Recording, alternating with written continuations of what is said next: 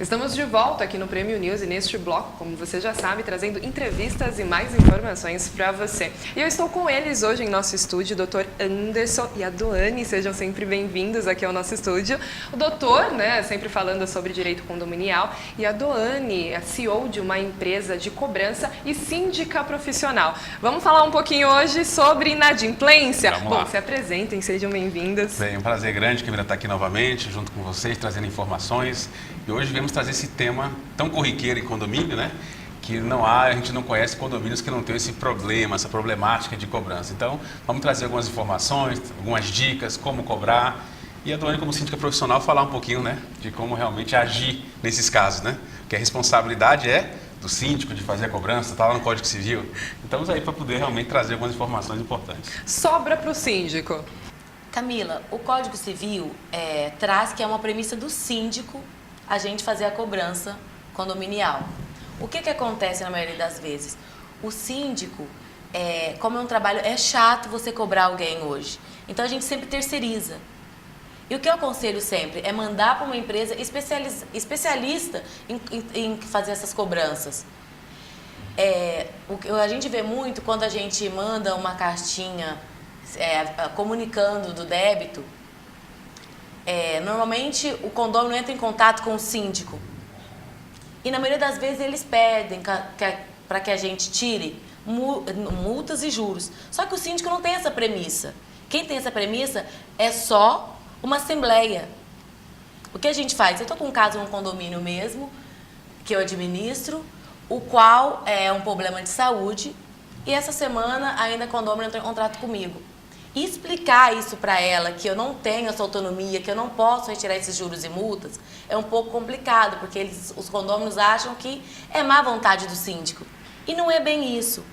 E o que eu sugeri para ela era que ela solicitasse por escrito, explicasse, relatasse o que está acontecendo na família dela, para que eu pudesse, assim, convocar uma assembleia, expor o fato, e só a Assembleia autorizar essa retirada de juros e multas.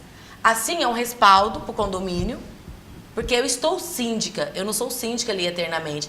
Então eu tenho que me resguardar para futuras, ou evitar uma futura demanda judicial, o qual o condomínio fala, não, a nossa síndica retirou juros e multas, ela vai pagar agora. Então por isso que a gente deve chamar uma Assembleia, convocar uma Assembleia, e ter o respaldo da Assembleia, porque só a Assembleia pode fazer isso, retirar juros e multas. É porque as pessoas acabam um pouco confundindo e levando para o lado pessoal, ainda mais se o síndico mora ali, reside no mesmo condomínio, acaba levando para o lado pessoal, Então, tem que se manter mesmo esse padrão, manter a lei, os decretos, tudo certinho para ser seguido, senão acaba virando pessoal e acaba criando uma confusão, E o síndico tem que tratar todos os condôminos da mesma forma. Se faz para um, tem que fazer para todos. Então, para não abrir precedentes, você tem que fazer tudo. Eu, nos meus condomínios, eu costumo envolver meu conselho e o subsíndico nos assuntos administrativos. Legal. Porque assim dá um respaldo. É bem mais fácil você trabalhar com a sua comunidade do que você tem síndico que é autoritário, que ele toma todas as decisões sozinho. Isso não é bom. Porque o importante é que envolva todo mundo e que todo mundo faça parte das decisões do condomínio. Pois não, bom, doutor, como que faz ali referente a quando se torna realmente um problema jurídico, Quando ele já se torna algo mais sério em relação à inadimplência, em relação trazer esse caso já para a esfera jurídica, É muito importante que antes da gente realmente pensar na parte processual em si, a gente entenda que essa fase, digamos, extrajudicial, na cobrança de negociações, de propostas, seja muito bem trabalhada. Então, existem, como a Doane falou, empresas especializadas em cobrança, que possam realmente trazer essa negociação, porque se torna mais célere, mais barato, o condomínio, a gente sabe, ele não gera lucro, então é muito importante que ele possa ter o retorno financeiro para que ele pague conta, O condomínio está ali para se pagar as contas e, claro, o síndico fazer as manutenções, diante de obras, questões que sempre melhorar a vida de uma forma da massa condominial como um todo. Então, o dinheiro ser recebido é muito importante, que não se dificulte, Mas, infelizmente, a inadimplência ela é muito corriqueira em condomínio, por quê? Porque as multas e os juros cobrados nas taxas condominiais são muito pequenos. Hoje, então, a gente fala aí de 2% de multa, né, e 1% de juros ao mês. Né? Então, isso realmente faz com que a pessoa pague outras dívidas, como cartão de crédito, como questões de financiamentos bancários, e deixe o condomínio em segunda opção, né? Ou seja, qual que realmente vai me afetar mais financeiramente? Só que isso é um problema, né? Se torna uma coisa complicada, porque se todos os condôminos e muitos deles pensarem dessa forma, com certeza vai trazer um problema financeiro para o condomínio. E aí é onde as penalidades, as cobranças realmente têm que ser bem efetivadas, né? O síndico deve agir acompanhando uma empresa que realmente cobre, saber qual o trabalho que está sendo feito e aí sim poder realmente trazer dentro desses critérios legais, sem exposições de condôminos, que isso pode se gerar um problema muito grande, mas que possa trazer eficiência nessa cobrança. É muito importante. E quais são os processos? Bom, você identifica, né, de fato, que há inadimplência. Como que é feita a comunicação, a notificação e depois o processo, né, levar isso para a esfera jurídica? Qual é o primeiro passo que o síndico toma, né, a decisão, a atitude? A gente pede relatório mensal para a contabilidade. Normalmente, fica 30 dias na contabilidade. Após 30 dias, passa-se para um escritório especializado em cobrança. Só que essa regra de 30 dias, isso não é uma regra de 30 dias, tem convenções que determinam depois de 15 dias, no próximo dia após o vencimento, isso vai depender de cada convenção. Nos meus condomínios, normalmente ficam 30 dias, depois vai para o jurídico, fica mais ali um período de 30 dias, onde o jurídico vai fazer aquele processo administrativo em ligar, sim, e mandar comunicado. Caso não resolva, só depois de 30 dias que se ingressa judicialmente para fazer essas cobranças. Mas a gente tem, a minha empresa tem conseguido bastante êxito nesse período extrajudicial. Porque como é uma empresa especializada em cobrança, a gente liga, faz a cobrança, faz os acordos tudo certinho. E uma coisa importante também, a gente deixa o síndico ciente de tudo que está acontecendo. A gente envia relatórios de até quantos telefonemas foram feitos. Olha que interessante. Os acordos que estão em trâmite, os acordos já finalizados, tudo o síndico, porque o que acontece? O síndico tem que se inteirar disso, ele tem que saber exatamente o que está acontecendo para que ele possa prestar contas aos condôminos. E esses relatórios eu aconselho também os síndicos a colocarem nos balancetes, porque assim dá ciência para todo mundo. Porque os balancetes, ao contrário do que a comunidade condominial pensa, os balancetes estão ali disponíveis para todo mundo, não é só para o conselho. Qualquer condômino pode pedir vistas ao balancete, ele não pode retirar da administração, mas ele pode marcar um horário com o síndico, com o próprio administrador e fazer vistas e fazer o acompanhamento. Em relação a quanto síndica, como eu faço para que todo mundo tenha acesso à inadimplência? Eu sempre coloco uma lista dos adimplentes, porque automaticamente eu estou informando quem são os inadimplentes, mas sem expor os inadimplentes.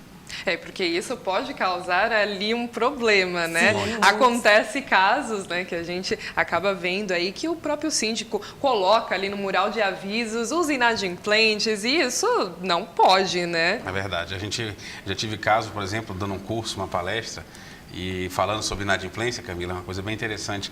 E um deles, um dos alunos que estava lá no momento, né, pediu a palavra e questionou: olha, eu estou então com um problema diante do que você colocou, eu estou aqui porque eu fiz o quê? Eu coloquei a lista dos inadimplentes no Facebook do condomínio. Então, eu falei, realmente você está com um problema e provavelmente o senhor será intimado aí diante de alguns processos de dano moral com relação a isso. Mas a gente tem que lembrar o seguinte: em condomínio não é a pessoa que deve. A gente tem esse fato de, por exemplo, fulano de tal está devendo, o senhor não pode falar, o senhor não pode participar. Isso é uma exposição desnecessária. Condomínio, quem deve é a unidade. Ela tem uma natureza real, ou seja, próprio terreno. Ela acompanha, a unidade acompanha. Então, as pessoas têm que entender que sempre, se há realmente algum tipo de dívida, a unidade que realmente ela deve ser exposta em forma de unidade, não em forma de pessoas, inclusive no balancete. né? E as pessoas têm esse hábito de achar que o proprietário está devendo. Não é bem assim. E isso gera problemas, né? Não, e realmente, isso é um levantamento, né? Uma questão que você levantou de haver, assim, proibições de participar de algumas reuniões ou até mesmo, já presenciei alguns fatos de não poder acessar áreas de lazer ou algo assim por estar inadimplente. Isso é um absurdo, né? Pois é, já tem inclusive decisões aí do Superior Tribunal de Justiça, né, que trata bem essa questão. As pessoas têm o direito de propriedade, né? Ou seja, se a pessoa está na condição de inadimplente, ela quando comprou o imóvel, ela comprou a área dela particular, privativa, e comprou também a área comum. Ela paga uma fração da área comum. Como tal, existe um direito de propriedade, que é um direito constitucional, na qual ela tem o direito a usar o espaço.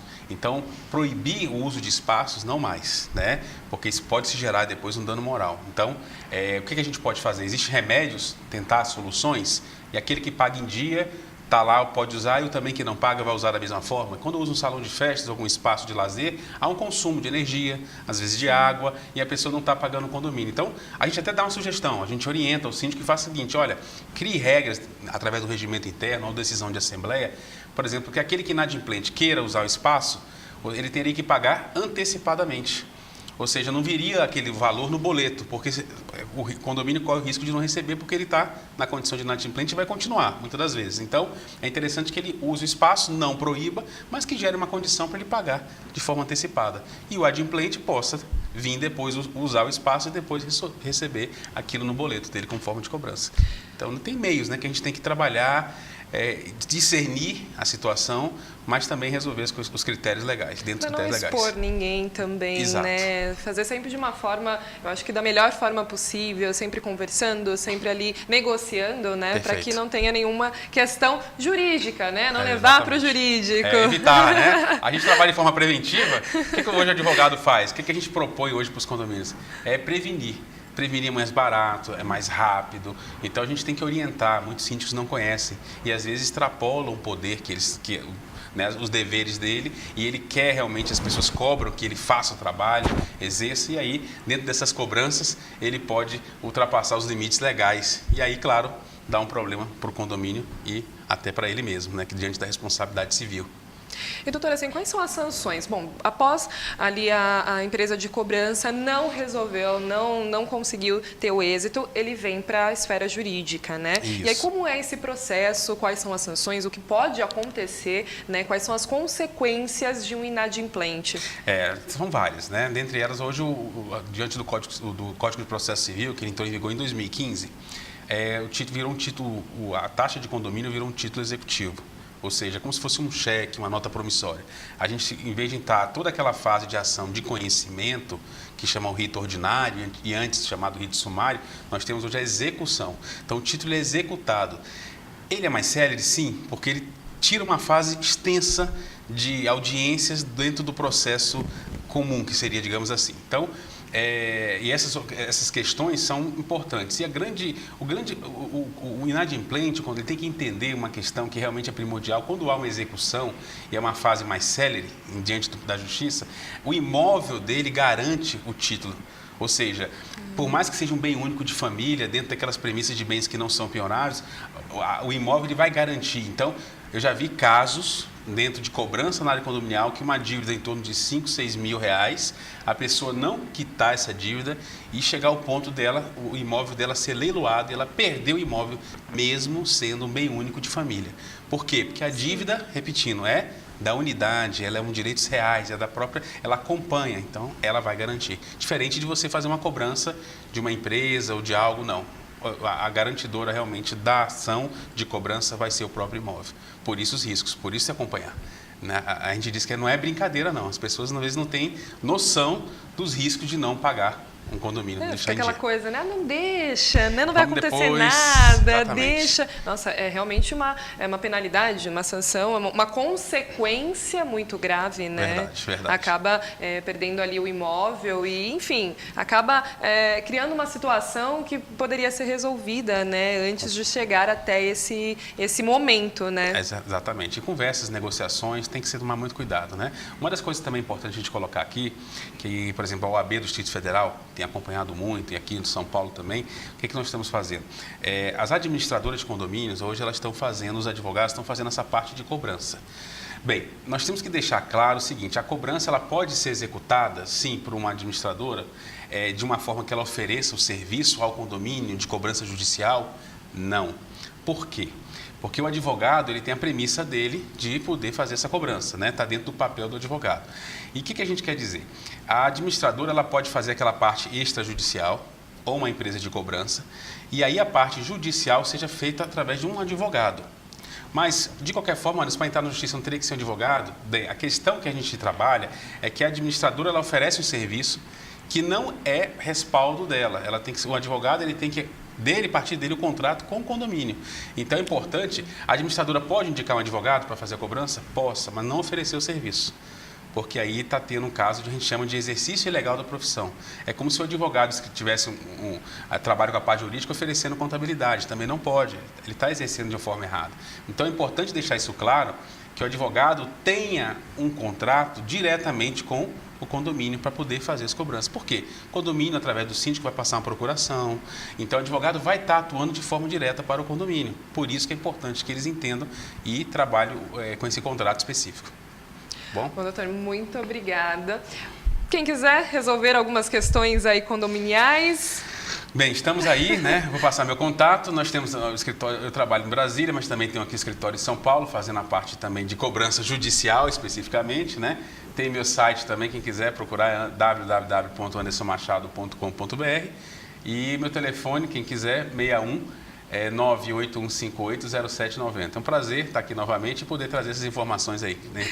Bom, muito obrigada, Dani. Seja sempre bem-vinda. Venha mais aqui no nosso estúdio para falar mais sobre essas inadimplências, falar mais sobre essa parte, assim, para prevenir, né? E como um síndico deve, ali, de fato, se portar e liderar esse grupo, né, de pessoas que estão juntos aí morando e que tenham uma vida boa, né, juntos. Obrigada, Camila. É um prazer poder contribuir com essa área que é tão complicada de se lidar no dia a dia. Muito obrigada. Bom, Prêmio News fica por aqui. Eu aguardo você na próxima edição. Até lá!